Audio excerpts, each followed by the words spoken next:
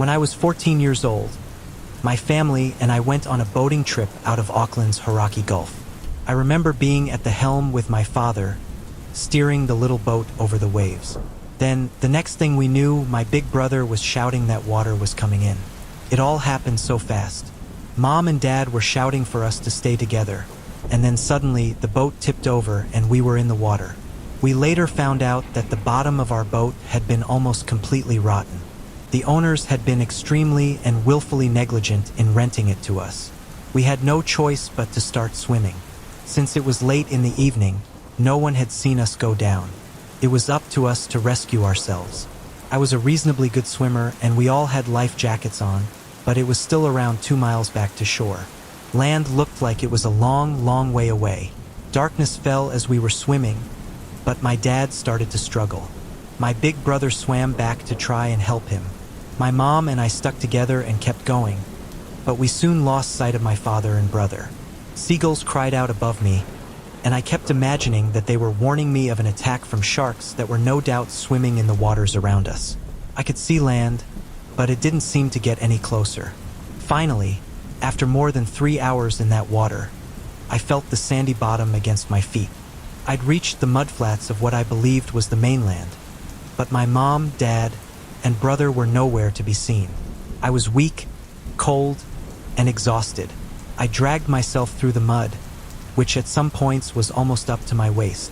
This was even more terrifying than the swimming. The mud kept sucking me down, and I was terrified that I'd sink and be suffocated. My muscles ached, my lungs burned, and I felt like I was about to pass out at points. But at the same time, I knew the clock was ticking. It was essentially down to me and me alone to get help for my family. The clock was ticking in my head, and I needed to get my family the help they badly needed. When I finally made it ashore, I realized that I was on Waiheke Island, an island with only about 50 people on it. I ran through the bushland, using up the last reserves of my energy, it felt like. Thorns scratched against my legs and arms as I ran for a long time, stopping every so often to catch my breath before continuing through the bush. Finally, I found a house. After banging on the door, someone opened it, and I told them what had happened. I just remember crying and crying as they tried to comfort me and how I begged them to help find my family. They told me everything was going to be okay and that they'd contacted the Auckland Coast Guard. I appreciated that they were just trying to console me, but I knew they were wrong. The next morning, the bodies of my mom, dad, and older brother were recovered from the water off the coast of Dumaresq. Words can't express how devastated I was. I was filled with overwhelming survivor's guilt, thinking that I should be the one dead. For 5 long years, I was a wreck. I think I might have died from drink and drugs if it wasn't for the birth of my first kid. For a long, long time, I avoided any kind of large body of water, which included swimming pools. Before my therapist suggested that I undertake some exposure therapy, this would involve brief trips to a local pool.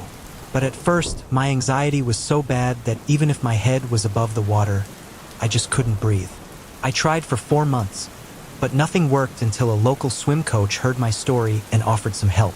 Over the next year or so, the therapy started to chip away at my fear until finally, I was able to look at the sea without feeling like I was about to have a panic attack. My proudest moment has been taking part in a charity swim across the Colville Channel, an infamously rough stretch of water. We helped raise money for a domestic violence charity here in New Zealand, which is a cause very close to my heart for reasons that could well make for another true scary story. It might have taken me 20 years, but I no longer let my fear control me. I now understand that what happened wasn't my fault, but the irony of needing water to heal the very trauma that it created has never been lost on me. If you're enjoying the video, please subscribe the channel for future videos, and like and share with your friends.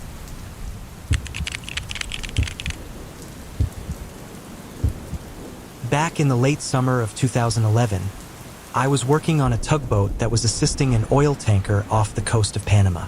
There had been some storms and rough seas, so as much as we weren't in any danger, our tug had been helping to stabilize the tanker, which was way more vulnerable to the large waves. I've always loved the water, and I still do, but on the morning of August 19th, as we were guiding that tanker along the coast, something put that love to the test in a big, very bad way. I was in the bathroom when it happened. Probably the worst place you can be when you get hit by a freak wave.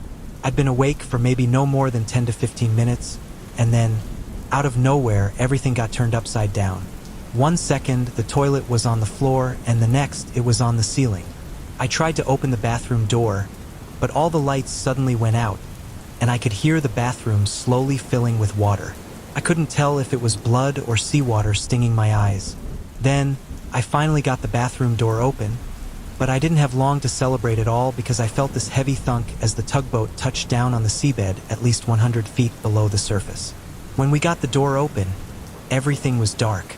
Water was everywhere, and I had no idea which way I was facing. Our propeller was up, our wheelhouse was down, and in the alley next to the watertight door, which led to an exit hatch, I saw 2 of my coworkers struggling with the hatch as the water levels continued to rise. I panicked, thinking we'd all drown if we failed to get that door open. So I did something completely against my instincts and dove into the water to look for a different way to escape. I don't imagine many of y'all have been in a shipwreck before, but when your ship goes down like ours did and takes on a ton of water, it rushes through your ship in very odd patterns. Imagine pouring a gallon of water into an ant farm and watching how it reaches some tunnels faster than others, creating little air pockets here and there. Well, that's how I managed to get swept into a second bathroom, this one attached to the second engineer's cabin. With the door having been swept shut as I pulled into it, it created one of those air pockets I just mentioned. At first, the water continued to rise, and I thought I was going to be trapped in there and drowned. But to my relief, it didn't fill the bathroom completely. It only filled up about a third of the way and then just suddenly stopped. Part of the reason it didn't fill up was because we routinely kept all the cabin doors closed. We did this mainly as a security precaution, but it also secured parts of the ship from flooding and meant that I could cling to a wash basin in my own private air bubble at the bottom of the ocean. As I stood there in the darkness, I started to hear my coworkers screaming and yelling. I couldn't make out what they were saying, but I figured they might have gotten the hatch open. With that in mind, I decided to do everything I could to swim back to them. But when I tried to pry the bathroom door open, the door handle snapped off in my grip. I remember feeling panic rising up in me again. One so intense I thought I might lose my mind right there and then. But then, suddenly, it just stopped, and I felt a strange sense of calm wash over me. Everything that had happened over the previous few minutes had been so chaotic and terrifying, but after that door handle snapped off in my hand, it felt like I had control of the situation. I knew where I was, I knew what I needed to do, and I had no choice but to solve the problem of opening the door. It was that or die trying. As crazy as it sounds, just thinking it to myself all these years later brought about that strange sense of calm. It was just me and that bathroom door. Whatever came next, we could cross that bridge once we came to it. I remember spotting a vent and thinking that if I pulled off the steel grill, I could probably use it as some kind of tool. Luckily, it was strong enough for me to use to force open the bathroom door, but that wasn't an instant thing. It took a lot of time and effort, and during the attempt, I heard the cries of my coworkers going silent, one by one. I thought they had escaped, but now I know different. Once I had the bathroom door open, I was back in the second engineer's cabin. I saw 2 life jackets, each with a small flashlight attached. I put one in my mouth, lodged the other in the elastic of my underwear, and then attempted to swim for the escape hatch outside of the cabin. All the corridors were full of water, with no air pockets for me to use, meaning every time I ran out of breath, I had to stop trying to open the hatch and swim back to my air pocket in the engineer's cabin to take a breath. The first time I swam back, I almost missed the door to the engineer's cabin. It was dark, all the doors looked the same, and I knew that if I got lost or confused, I'd most likely drown. I later found out the exact same thing happened to a coworker who drowned in the mess room after confusing it for someplace with an air pocket.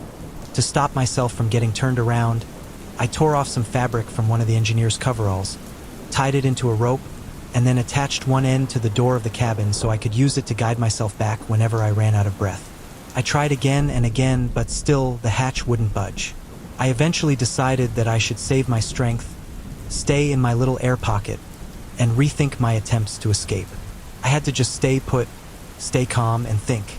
And I'm not kidding when I say hours went by. I ate tin sardines and drank canned soda just to keep my energy levels up. but I had to keep my legs out of the water.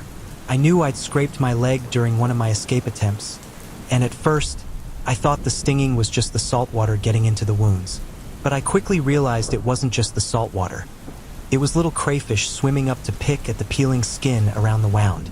I also thought the water level would remain stable, but after a while, I realized it was slowly rising from how it seemed to be creeping up the wall. That's about the time I just accepted that I was going to die. I kept thinking about my family, and it brought me a strange sense of peace knowing that they'd be there to carry on without me. Sure, it hurt knowing my kids would grow up without their father, but they'd no doubt get a big payout from the company and, on top of my life insurance, might just get a big enough check to keep them comfy for the rest of their lives. I imagined, and thinking those kinds of thoughts was all I could do to comfort myself. I remember just sitting there, trying to conserve whatever oxygen I had left, in total silence, just waiting around to die. Then, suddenly, the silence was broken by the sudden sound of metal on metal. It was like a hard clunk, and although I couldn't see what was going on outside the boat, I knew there was a good chance someone was out there, someone that might be able to hear me. I didn't scream or yell, as that would have burned valuable oxygen. Instead, I started to hammer my fist against the bulkhead, hoping whoever was out there would recognize that someone was alive inside the tug. Minutes later, I saw a light through one of the portholes and realized that there must have been divers swimming around outside. I took a deep breath and then dove back into the water. My goal was to find a porthole through which I could see the divers. So I went room to room, prying open doors, then heading back to the air pocket for another gulp of oxygen. Then back I went, repeating the process over and over until finally, I caught sight of the divers outside. I remember pushing my hand up against the safety glass, and one of the divers later said he just thought it was another body at first. But when I started trying to bang on the glass, they realized I was alive. I wasn't taken straight to the surface. You'd think that might have caused more emotional turmoil than it did, and after being trapped in a wreck like that, most would want to return straight to the surface. But you can't do that. The sudden change in pressure might actually kill you. So, I spent a real long time at a diving bell, sucking air from a spare oxygen tank before I was allowed to resurface. The divers told me I'd been down there for almost 14 hours. I don't even think it felt like 3. I guess my sense of time was disoriented, but resurfacing to the night sky instead of daylight made it feel like I time traveled or something. A bunch of medics checked my vitals to ensure my temperature and blood pressure were okay, and then they advised that I visit a hospital. But all I wanted to do was get home to my wife and kids. So, although I wouldn't advise anyone to ignore medical advice like that, I went straight home and gave them all the biggest hugs of their lives. I had some real bad dreams for a long time afterward. Sometimes, I'd feel like my bed was sinking, and I'd wake up with sweat-soaked bed sheets, which I guess prolonged the process of realizing it was just a nightmare. Other times, I'd dream that water was rushing in via my bedroom windows and that my wife was unconscious. I'd pick her up, carry her to the door, but it wouldn't open, and the water would just keep rising and rising until I woke up. Some friends suggested that we just take a vacation someplace really landlocked, and that helped a whole lot. I stayed away from the pool for a whole week and a half, though, until I finally forced myself to face my fears. I guess the context of that vacation helped, knowing that I was safe. And like I said at the start, I've always loved the water.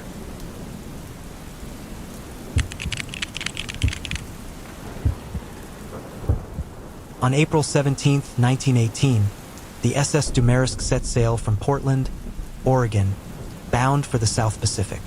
Owned by the U.S. Shipping Board, the 270-foot, 500-ton wooden steamer was tasked with transporting goods between the United States and the many Philippine islands, approximately 7,000 miles to its east. Its manufacturer, the Grant Smith Porter Ship Company, had high hopes for their creation.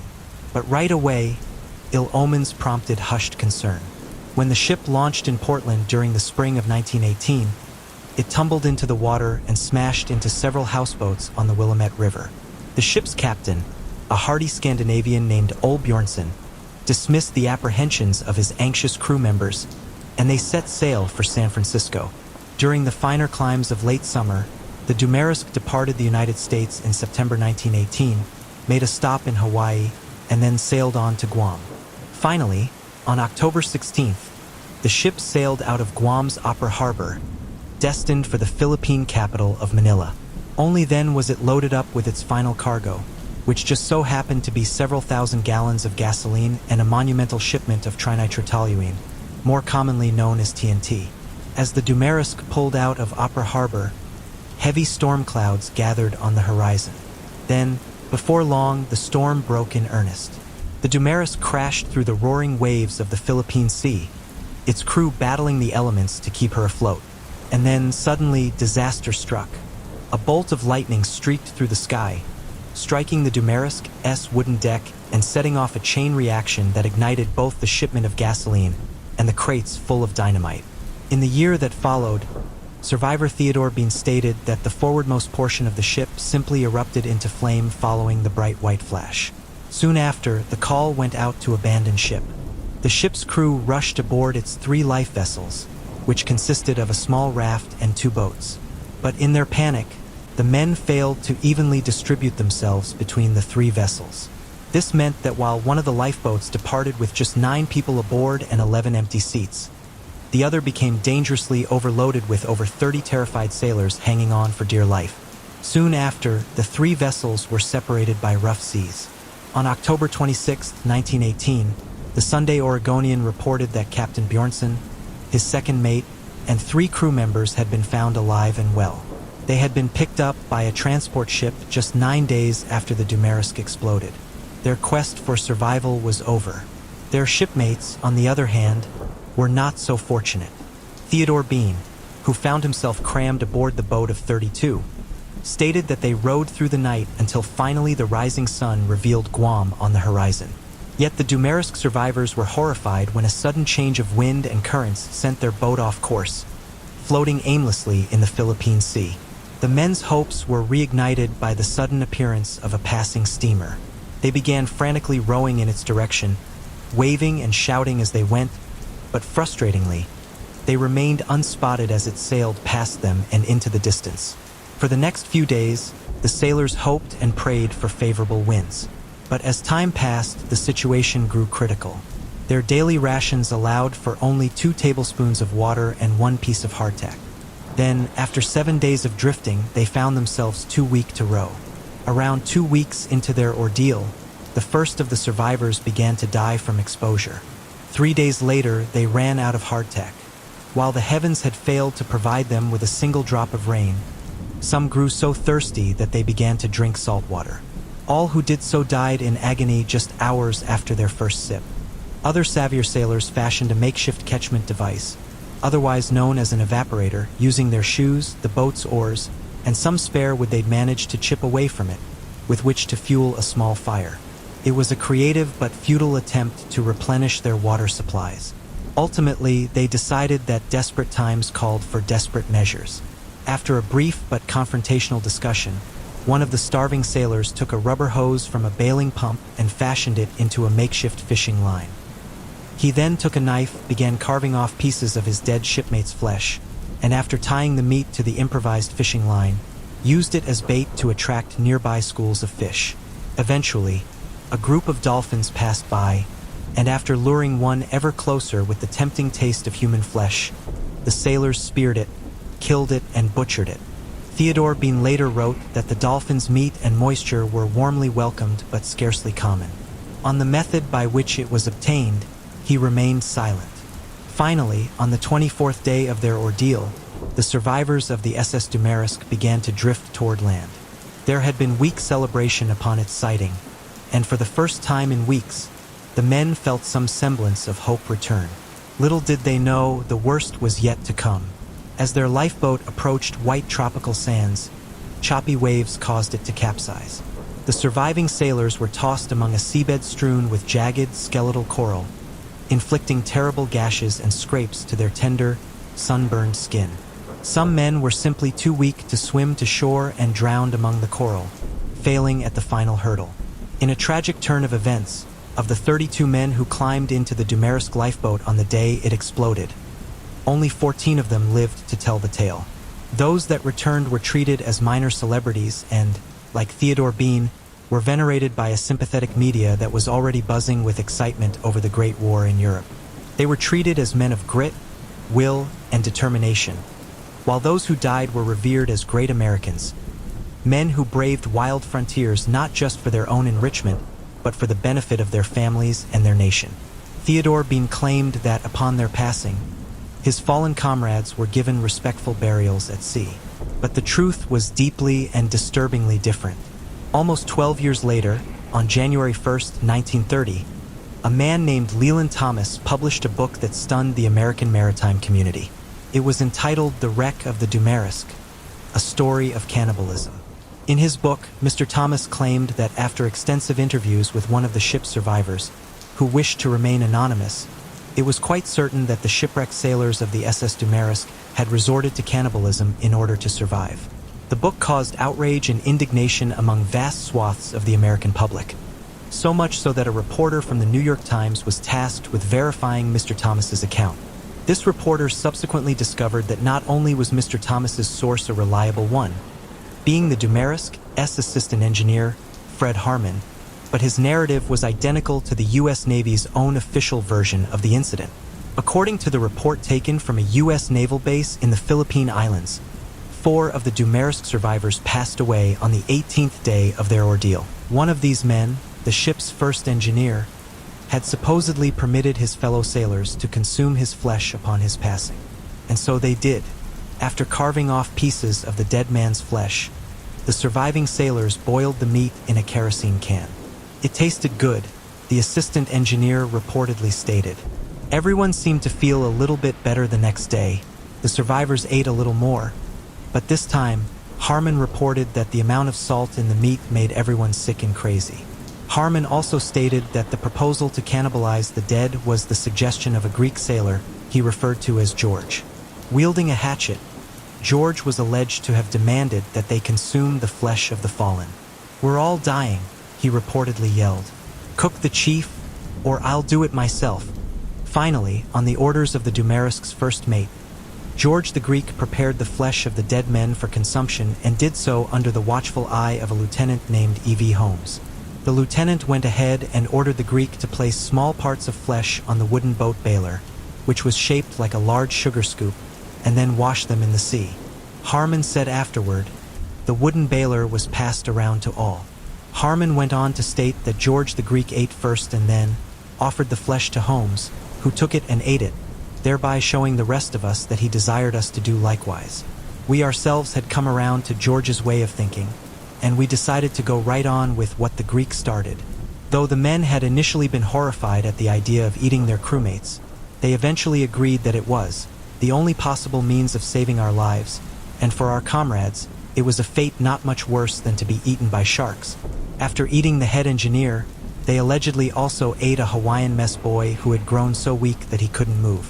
Following the publication of Leland Thomas's highly controversial account, the Dumaresq survivors admitted that the reports of cannibalism were true. However, the Connecticut Examiner went on to report that speculation still persisted about several disappearances, speculating that some men jumped overboard and became shark food rather than risk being eaten by their comrades. Grisly, unsubstantiated rumors of casting lots before an unlucky chief engineer and Hawaiian mess boy were killed, cooked, and eaten circulated widely. Reports of cannibalism and the allegations of voluntary deaths include details that are beyond horrifying. But perhaps one of the more subtly chilling aspects of this case is that had it not been for a shift in the wind, or had the passing steamer noticed the small lifeboat and come to its rescue, this grisly and terrifying episode might well have been averted entirely.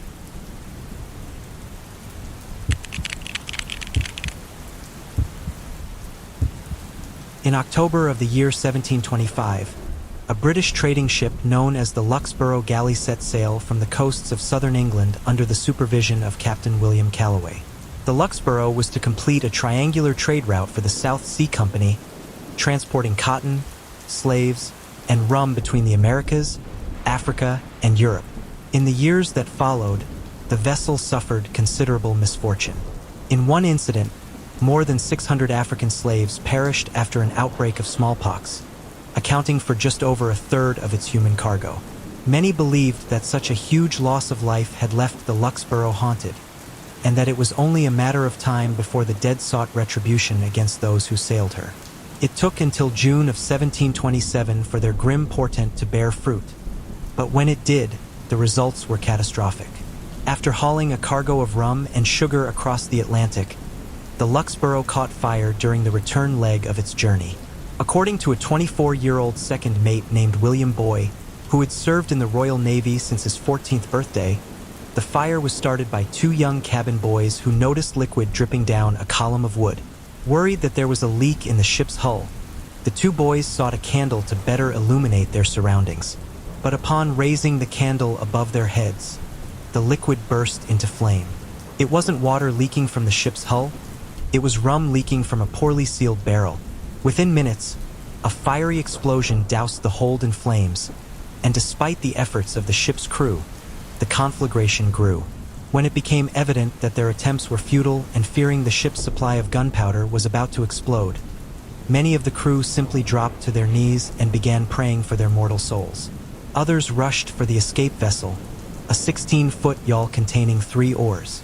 Within minutes, the tiny boat was filled beyond capacity with 22 men and boys, and 16 souls were left behind. A handful had opted to go down with the ship, but many more were asphyxiated as they attempted to commandeer a second lifeboat. The survivors rowed like madmen, trying to put as much distance as possible between themselves and the coming explosion. When it came, it showered the surrounding ocean with splinters and scorched human remains. Those who rushed the yawl had survived the explosion, but they were now faced with a new and potentially deadly dilemma. They were stranded in the middle of the Atlantic with no food or water and no means of sheltering themselves from the scorching summer sun. After 2 weeks of drifting aimlessly among the waves, the number of survivors had dwindled from 22 to just 12. It's believed that even more would have perished in the coming days if it weren't for the decisive actions of some Newfoundland fishermen who spotted the drifting vessel during a routine trip. Sadly, despite his rescue, Captain William Calloway passed away the day afterward and was joined by 6 more of his sickly shipmates in the weeks that followed. Only 5 of the Luxborough's crew made it home, and although 2 of their names have been lost to history, 3 remain on record. William Boy, the shipmate and second mate who had been a 24-year-old veteran of 10 years at the time of the disaster, lived to the ripe old age of 74. The ship's surgeon, Dr. Scrims, passed away aged 80. Yet, perhaps most pertinent to our story is a sailor named George Mould, who died at Greenwich Hospital aged 82. One of George Mould's physicians at Greenwich Hospital was Dr. William Boy Jr., the son of the identically named Luxborough survivor. Not only had Dr. Boy heard his father's tale of survival on scores of separate occasions, but he'd also conducted extensive interviews with his patient, George Mould. That meant that upon the passing of the Luxborough survivors, Dr. Boy was perhaps the preeminent authority on the disaster and the survival of those who escaped it. Then, with knowledge gleaned from his father and patient, the good doctor put pen to paper. His 1787 account of the Luxborough disaster was picked up by newspapers on both sides of the Atlantic. Readers of the Boston Gazette and London's Evening Post were riveted by the events leading up to the ship sinking and marveled at how they improvised a sail and engineered methods of obtaining fresh water. But it was the account of the survivors' 5th day at sea which caused international consternation. What follows is an excerpt from that account. We often saw birds flying over our heads and fish playing around the boat's stern, which we strove to catch with our hatbands knotted together and a pin for a hook, baited with a piece of the dead men's bodies. But with all our contrivance, we could not catch either fish or bird. The sensation of hunger was not so urgent, but we all saw the necessity of recruiting our bodies with some more substantial nourishment. It was at this time that we found ourselves impelled to adopt the horrible expedient of eating part of the bodies of our dead companions and drinking their blood. Our surgeon, Mr. Scrims, a man of the utmost humanity, first suggested the idea and resolved to set us an example, ate the first morsel himself. But at the second mouthful, he turned his face away from as many as he could and wept. With great reluctance, we brought ourselves to try different parts of the bodies of 6, but could relish only the hearts, of which we ate 3, but we drank the blood of 4 by cutting the throat a little while after death. We collected a little more than a pint from each body. Here, I cannot but mention the particular respect shown by the men to the officers, for the men who were employed in the melancholy business of collecting the blood in a pewter basin that was in the boat, and the rest of the people would never touch a drop till the captain, surgeon, and myself had taken as much as we thought proper. And I can truly affirm we were so affected by the strong instance of their regard that we always left them a larger share than of right belonged to them. This expedient, so shocking in relation and so distressing to us in the use, was undoubtedly the means of preserving those who survived, as we constantly found ourselves refreshed and invigorated by this nourishment, however unnatural, obviously, since the vast majority of those who'd cannibalized their shipmates had passed away. No charges could be brought against any of the survivors. But to this day, the episode remains one of the darkest chapters in British maritime history.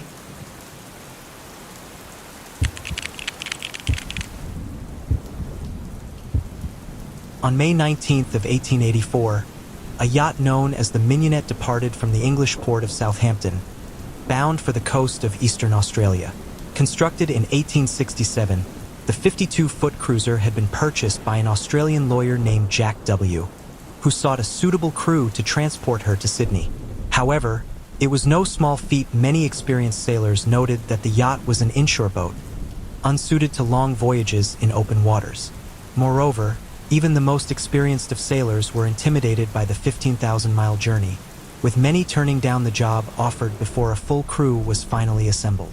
In the end, a four-man team was put together, which consisted of Captain Tom Dudley, Edwin Stevens, Edmund Brooks, and a 17-year-old cabin boy by the name of Richard Parker.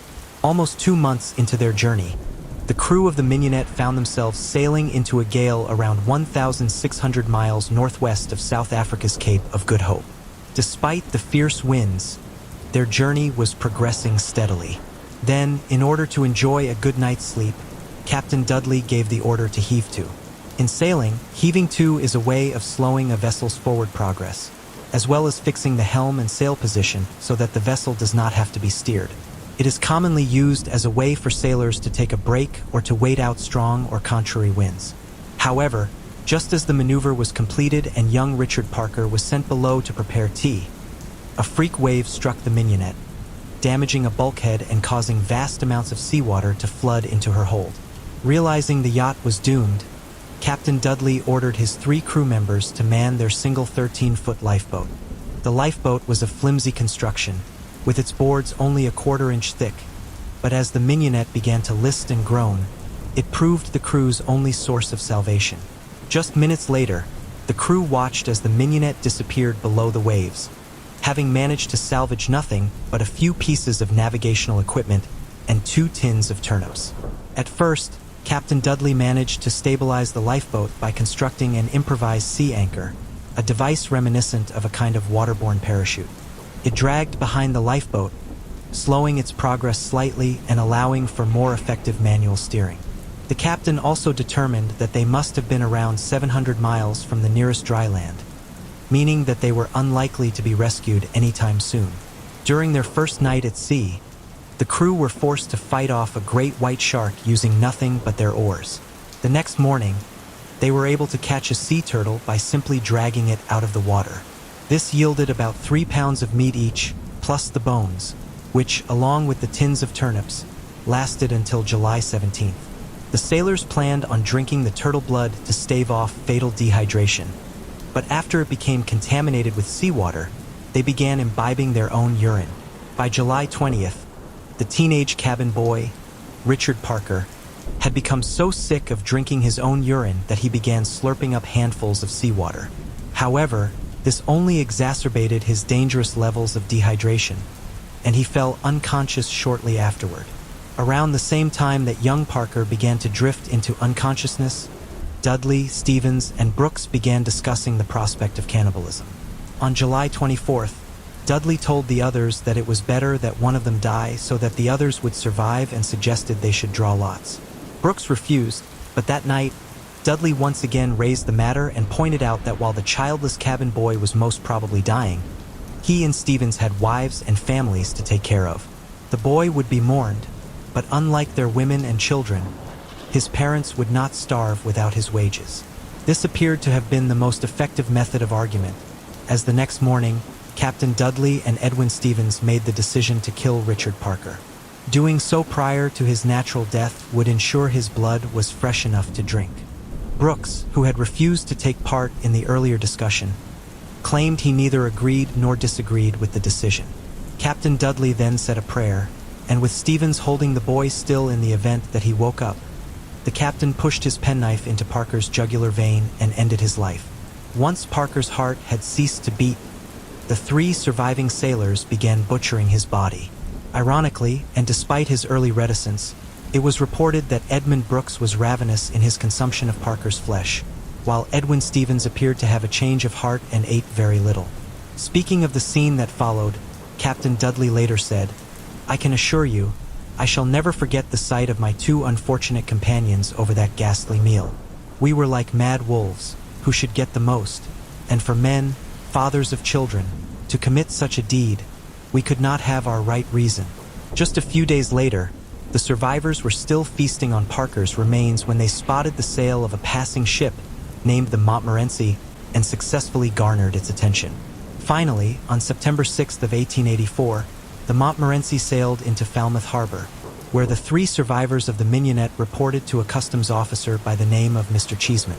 Initially, the men were greeted with great relief, as it was assumed the Minionet's crew had been lost when it failed to reach its Cape Town checkpoint. Yet, after explaining the grisly methods by which they had survived, the situation took a dramatic turn. Incredibly, the surviving crew members were remarkably candid regarding the retelling of the events and openly admitted to having murdered young Richard Parker before consuming his still warm flesh.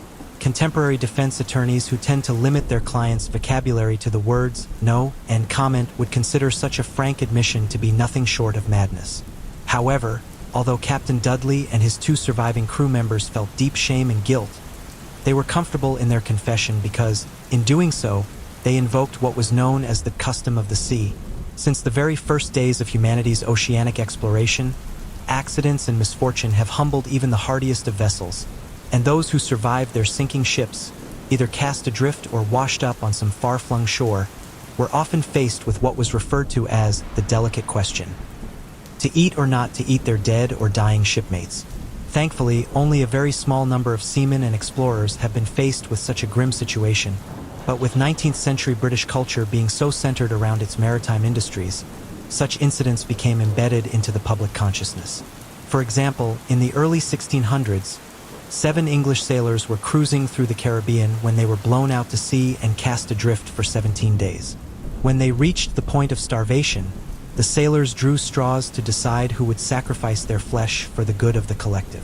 Ironically, the man chosen was the one who suggested the idea in the first place, but according to his shipmates, he nobly consented and was swiftly put to death. The sailors survived on the man's flesh until they reached the island of St. Martin, and following their repatriation to British territory, they were put on trial for murder. However, on the day of their hearing, the colonial judge showed a great deal of sympathy towards them, which in turn reflected the views of the wider public. The sailors were pardoned, with the judge stating their actions were of inevitable necessity. More than 200 years later, consuming one's dead shipmates in order to survive periods of deprivation became known as the tradition of the sea, and as recently as August of 1874, the crew of the Cerberus was said to have resorted to cannibalism after their ship went down off the coast of Western Australia. The governor of Singapore had ordered the surviving crew members arrested, and at first, the British government encouraged him to hold a judicial inquiry. However, when it came time to actually prosecute the men, extended procedural wrangling meant that charges were eventually dropped. This was no accident. During this period, the influence of the British Admiralty over their counterparts in government cannot be overstated. Many serving members of Parliament had been officers in Her Majesty's Royal Navy prior to their retirements, so naturally, they had a great deal of sympathy for the survivors of any shipwreck. This didn't mean sailors were free to murder and cannibalize as they pleased so long as it was on the high seas, but under the right circumstances, invoking the custom of the sea could prove a powerful defense, and the surviving crew members of the Minionet knew this all too well. Yet, after relaying their story of survival to the Falmouth customs officer, the deliciously named Mr. Cheeseman, the survivors found themselves standing before a police officer named Sergeant Laverty, and they were informed that although they were not being placed under arrest, they were not permitted to leave Falmouth until the situation had been resolved. In the hours that followed, an emergency meeting of the harbor's commissioners yielded the following report. The police have apprehended Thomas Dudley, Ed Stevens, and E. Brooks of the yacht Minionet on a charge of killing at sea on the 20th of July last. The boy Richard Parker, after being for 18 days at sea with no food or drink. Summonses were also served on 2 seamen of the German bark Montmorency as witnesses in the case, being those who cleared the boat of the remains of Parker. When news of the Minionet story spread around Falmouth, there seemed to be a surprising amount of sympathy for the Minionet survivors. When they were officially arrested, a local businessman named John Burton paid a generous amount to bail them out of prison. Even though he had eaten heartily of Parker's butchered flesh, there were deafening cries for clemency when it was heard that Edmund Brooks had refused to take part in the boy's murder. Brooks was acquitted, but despite the controversy, Stevens and Captain Dudley were to be put on trial for murder following their transfer to an Exeter courthouse. Stevens and Dudley were found guilty of Richard Parker's murder and condemned to hang. Yet, as one might imagine, the decision was met with outrage from both the Admiralty and the wider British public.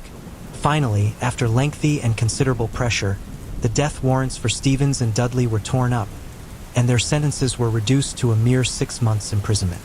The case of the Crown versus Dudley and Stevens is one of the few 19th-century criminal procedures still analyzed by law students today. It was also the inspiration for the name of the Bengal tiger in Jan Martel's work, Life of Pi. Some mistakenly believe that the case also inspired Edgar Allan Poe's only complete novel, The Narrative of Arthur Gordon Pym of Nantucket, and it's easy to understand why. Told from the perspective of the anonymous Gordon Pym, it recounts the tale of a perilous sea voyage in which, following a mutiny and monstrous storm, Pym finds himself in charge of the ship's battered remains, accompanied by just 3 others, Augustus Peters and a young cabin boy by the name of Richard Parker. Halfway through the novel, having survived for days on nothing but scraps of turtle meat and drops of fresh water, the desperate survivors are forced to invoke the so-called custom of the sea and begin drawing lots to determine the victim. In the end, it comes down to just Gordon Pym and Richard Parker, and it is Parker who is chosen to be eaten. Yet, the narrative of Arthur Gordon Pym of Nantucket was not published in the aftermath of the Minionet sinking. It was published in 1838, a full 46 years before the Minionet sank and 29 years before Richard Parker, the ill-fated cabin boy, was even conceived. Some suggested this was evidence of Poe's supposed morbid prescience, a symptom of his ever-lurking genius, but perhaps such a coincidence is suggestive of the repetitive and inevitable nature of the event itself. For since the very first days of humanity's oceanic exploration, accidents and misfortune have humbled even the hardiest of vessels, and so perhaps those who survived disasters involving interstellar starships and ended up stranded on some far-flung shore will once again be faced with what was once referred to as the delicate question.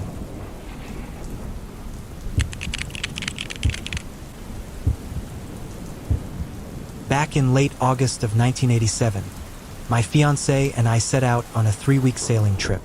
Our job was to sail a 44-ton yacht named Mariposa from Tahiti to San Diego, and we were being paid handsomely to do so. We had years of sailing experience between us, but the 4,000-mile journey was the furthest either of us had ever been on. We were confident that we could do it, but early on, there was a worrying change in the weather's forecast. Statistically, hurricanes happened really late in the South Pacific, tending to arrive in mid to late October. So, by setting sail in late August, we figured we'd avoid the worst of the bad weather. But as the saying goes, man proposes and God disposes. 3 weeks into our voyage, we were faced with a Category 4 hurricane, which whipped up waves as high as 20-story buildings. We'd sailed through gales and storms before, but never a hurricane. We tried to escape it for 3 days, but the boat could only go 15 miles per hour, and so eventually it caught up with us. Once the hurricane hit, it was too late for us to turn around and escape. We had no choice but to brave it head-on. We put on our raincoats and boarded up the yacht, all while 140 miles per hour winds and 40-foot waves battered against the boat. The wind and rain felt like BB pellets on our skin, and it was like nothing we'd ever felt before. But we were still confident of being able to handle the situation. We just had to wait for the worst to be over. At one point, I remember heading below deck to get something, and then I suddenly heard my fiancé yell out, "Oh my God!" We got caught in a massive wave. I was thrown off my feet, and the last thing I remember is my head smashing into something before everything just went fuzzy. I think I must have been out for a minute or two because when I woke up, there was blood all over my face and raincoat, and I was lying on the floor. I couldn't hear my fiancé, so I went topside to check on him. The last I'd seen of him, he was strapping himself into the safety harness. But when I went to check on him, the harness was empty, and he was nowhere to be seen. I remember screaming, but I knew I had to pull myself together. There'd be time to grieve later, and if I didn't focus on the task ahead of me, people would end up grieving me too. I knew the yacht had suffered irreparable damage that would make it impossible to sail. The navigation system, engine, and even the sails were all waterlogged or shredded beyond repair. But even worse, the yacht itself was taking on water at crazy speeds. My instincts kicked in, and I started pumping water out of the cabin before using the storm jib and a broken pole to create an improvised sail. The only tools I had at hand were a sextant and a watch, but I had enough sailing experience to use them to navigate to land. After 41 days of drifting in the Pacific, rationing my canned food and water, I finally spotted land. It turned out to be the Hawaiian island of Maui. As I slowly drifted toward the harbor, I was spotted by a Korean ship and rescued. For weeks afterward, I kept one of my fiancé's old shirts wrapped around my pillow. His scent was the only thing that got me through. I put all the pain and grief to the back of my mind, and once I was safe, it all came gushing out of me like water through a broken dam. It took me many years to get back to sailing, and these days, I'm much more cautious about the jobs I accept. I thought about retiring from it altogether, but after a while, I realized that it's where I belong. And if there's one silver lining to the dark, dark cloud of my fiancé's tragic death, it's that he went out doing what he loved most.